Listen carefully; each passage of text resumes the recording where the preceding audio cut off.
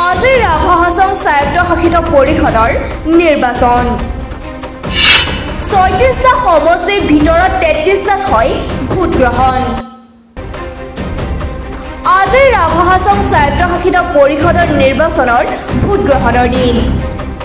পুৱা ৭ বজাৰ পৰা স্বায়ত্তশাসিত পৰিষদখনৰ মুঠ ৩৬টা সমষ্টিৰ ভিতৰত ৩৩টা সমষ্টিতে ভোট গ্ৰহণ অনুষ্ঠিত হয় উল্লেখযোগ্য যে মুঠ ৩৬টা সমষ্টিৰে গঠিত ৰাভা হাছং স্বায়ত্তশাসিত পৰিষদখনৰ ২০টা সমষ্টি গোৱালপাৰা জিলাৰ অন্তৰ্গত আৰু ১৬টা সমষ্টি কামৰূপ জিলাৰ অন্তৰ্গত ইতিমধ্যে গোৱালপাৰা জিলাৰ ২০ নং জয়ৰামকুছি সমষ্টিত বিজেপি সমৰ্থিত প্ৰাৰ্থী প্ৰেমাজনী ৰাভা কামৰূপ জিলাৰ ২৩ নং খালিহাকুট সমষ্টিত ৰাভা হাছং যৌথ সংগ্ৰাম সমিতিৰ প্ৰাৰ্থী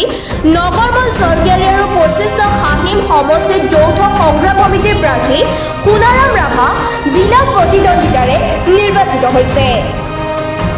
এইবাৰ পৰিষদখনৰ নিৰ্বাচনত মুঠ ৪,৪৫,৫৮৬ গৰাকী ভোটাৰে ভোটদান সাব্যস্ত কৰিব ইয়াৰে ২,১৬,১৮১ গৰাকী পুৰুষ ভোটাৰ গোৱালপাৰা জিলাত সৰ্বাধিক ২,৫৪,৬৪৪ গৰাকী ভোটাৰে ভোটাধিকাৰ সাব্যস্ত কৰিব